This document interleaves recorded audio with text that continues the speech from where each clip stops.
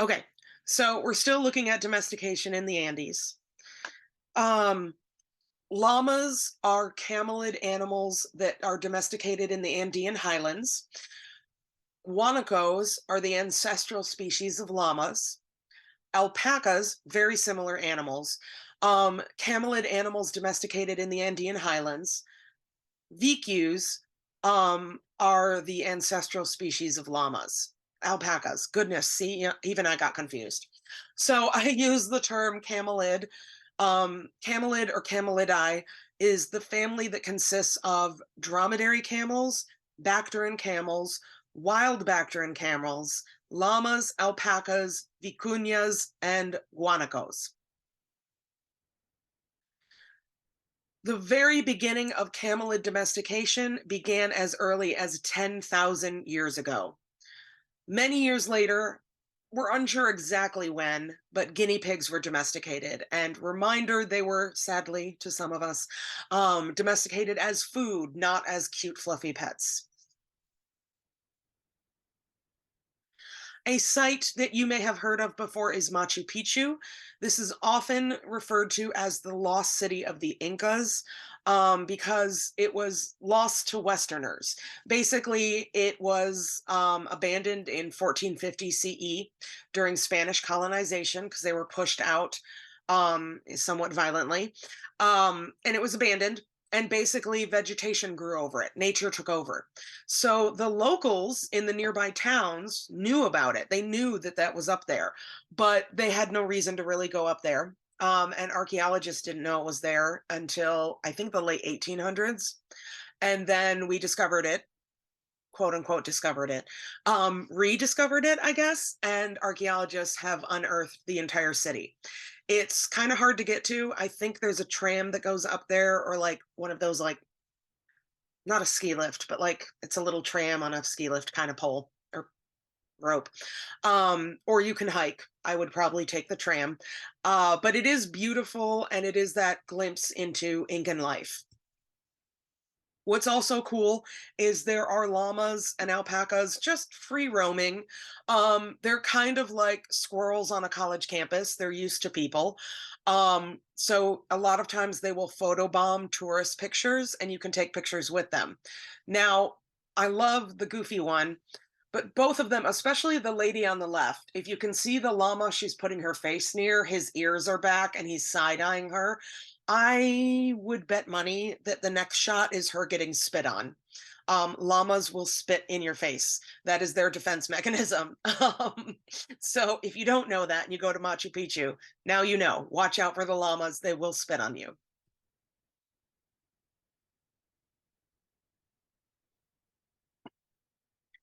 So then there are coastal sites of the Andes. We have Paloma, which is a pre agricultural village site on the coast of Peru. It was inhabited intermittently, so on and off, between 8,000 and 5,000 years ago. The houses at this site were built of reeds and grass over a structure of wooden poles. So a lot of that doesn't really survive in the archaeological record, but we can find remnants of it through like paleo. I always say paleo, but through botany, through archaeobotany. Um, and testing the plant remains that we do find. And a lot of times, what we will find instead of the wooden poles, we'll find the holes. So sounds kind of weird, but we can find the holes where we can see there were remnants of wood, and that's where we can piece together that that's what was used for homes. 98% of the faunal remains recovered were marine animals and shellfish. So they were heavily reliant on the sea for food and sustenance.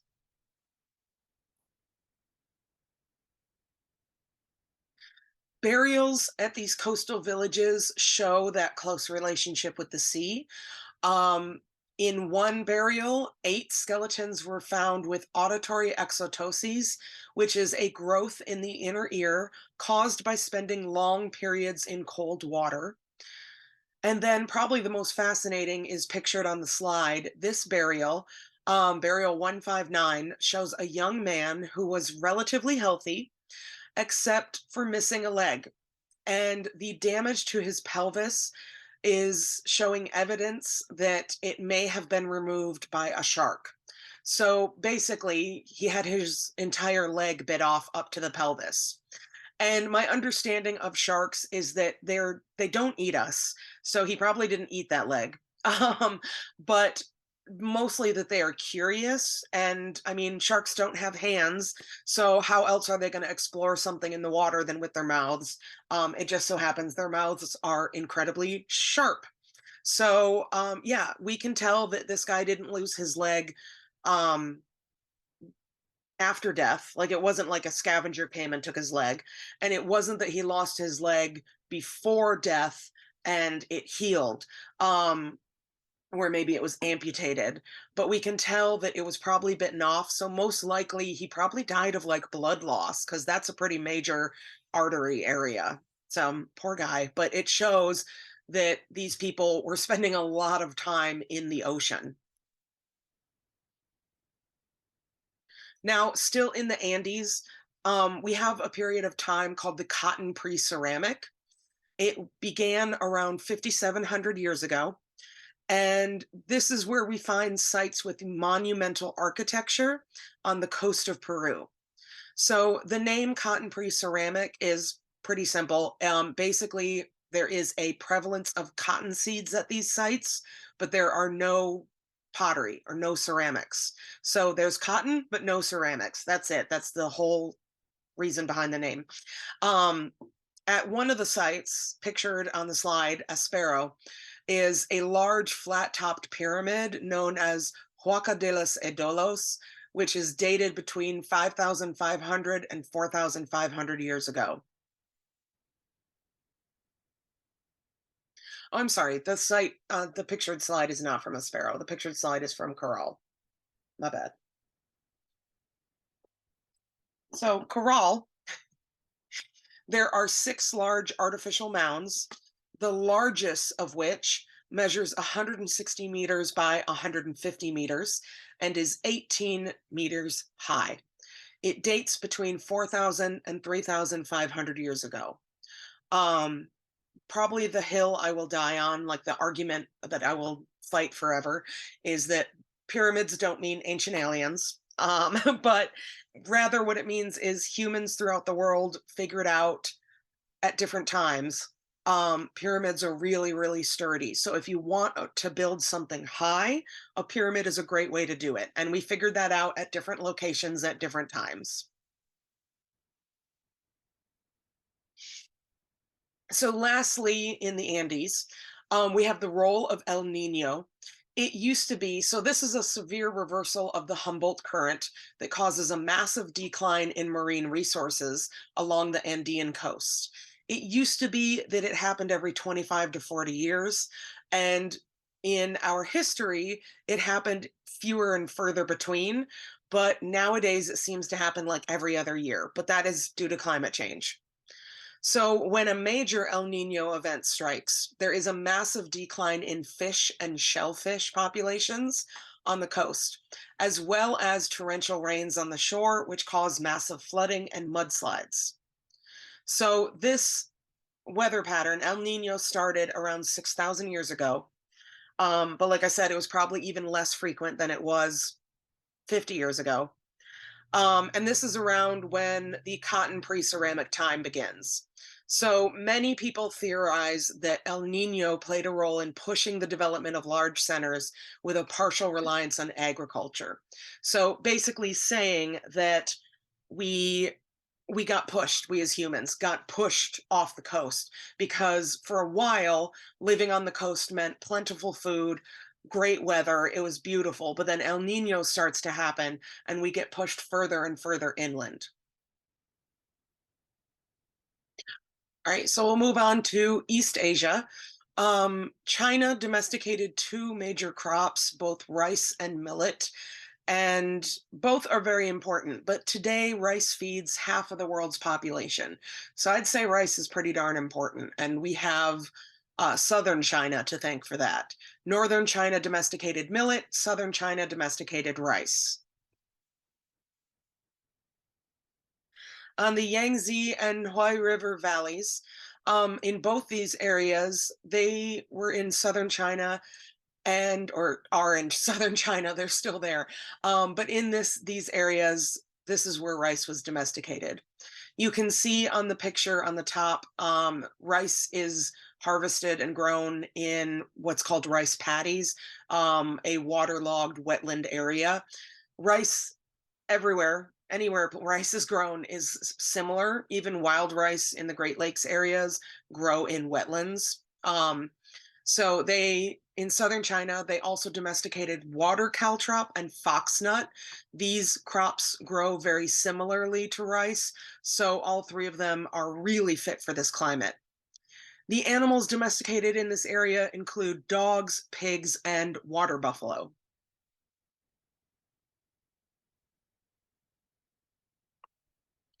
In northern China, we have the Yellow River Valley. This is the area where millet was domesticated. There are two types of millet, broom corn and foxtail millet. I have it pictured there because I wasn't really familiar with what millet looks like. This is definitely modern millet. When we first started domesticating it, it probably looked a lot different, a lot smaller than what we have today. Animals domesticated in northern China include pigs and possibly chickens. We're still finding evidence and figuring out if chickens were fully domesticated. Oh, excuse me, my allergies are acting up. So jumping over to Japan, we have the Jomon Japanese pre-agricultural societies that lived in large villages and produced elaborate pottery like pictured on the slide. They lived in villages up to 50 homes, so pretty large. They were hunter-gatherers, so again, pre-agriculture, but they had basically fish and shellfish played a very key role in their diet. And that makes sense. Japan is an island. You're going to rely heavily on what's available. Now, rice and millet agriculture was introduced into Japan during the late Jomon period about 3,000 years ago.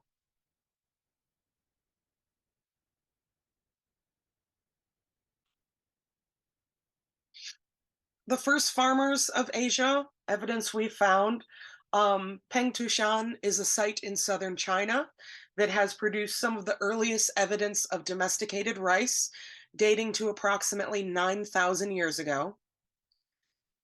Jiahu is a village site near the Hoi River region. It was occupied between 9,000 and 8,000 years ago.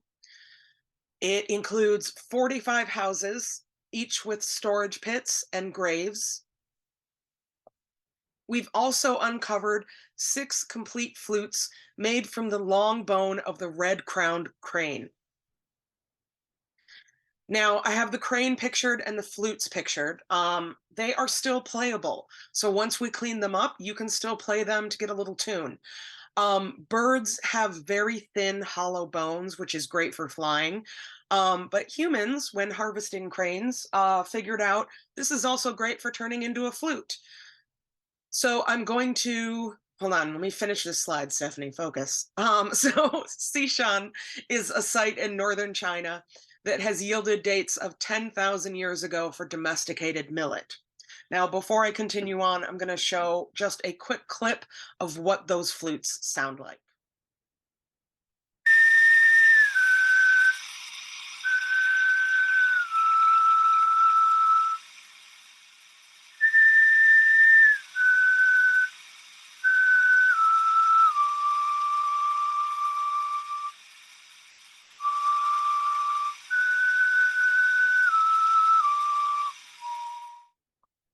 Okay, so continuing on with first farmers of Asia, the Yangshao culture is a Neolithic culture in northern China that is particularly well represented in the village site of Banpo.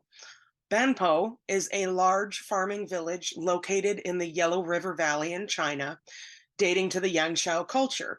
So the definitions of both Yangshao and Banpo kind of define each other, but they are intrinsically linked.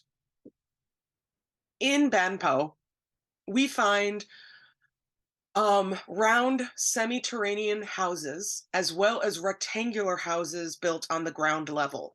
So there are rectangular homes built on the ground level with no basement, and then there are some semi-subterranean round houses. So they're round and they're half in the ground. So they basically have like not really a basement, but they're sunken in the ground. At this site, we have found fully domesticated millet, dogs, and pigs. While they didn't domesticate all of the plants and animals, they still relied on wild plants and animals, including fish, fruits, and nuts. And then, like pictured on the slide, we found pottery, including pretty elaborately painted decorations. And they were these really cool pots with the rounded lids.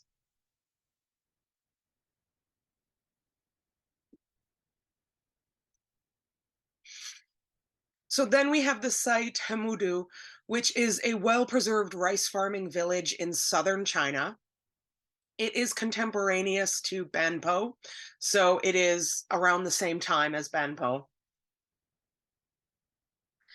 The houses we found at Hemudu were skillfully built of wood and raised on piles above the waters of a river or pond that existed on the spot.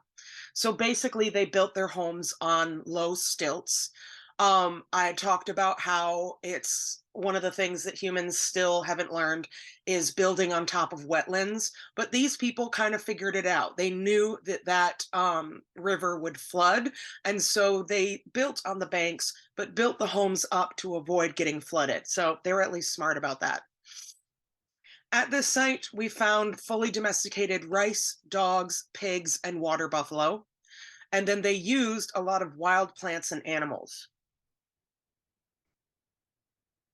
One of the fascinating sites of the Yangshao culture are the burials. They have yielded amazing finds, including richly adorned young girls. And the woman to the left, and then I accidentally put it on the right. Oops. The woman to the right, who died during childbirth and was buried with her deceased infant. So I want to give, a moment. It is sad. I want to recognize that, even though this was thousands of years ago, it's still a sad moment to find a burial in general. But then to find one like this, where we can tell she died during childbirth.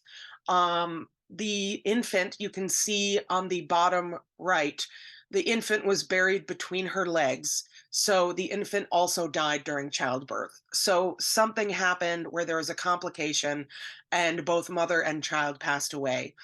I can only imagine the heartbreak that caused. But it is fascinating for archaeologists that we've got an intentional burial where someone was mourned and they were buried together.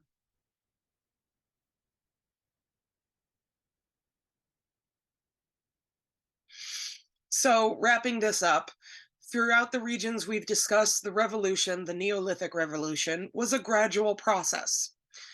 It wasn't just a one decision where everyone decided, let's switch to agriculture, but instead was a complex process that involved changes to the landscape. That was awesome.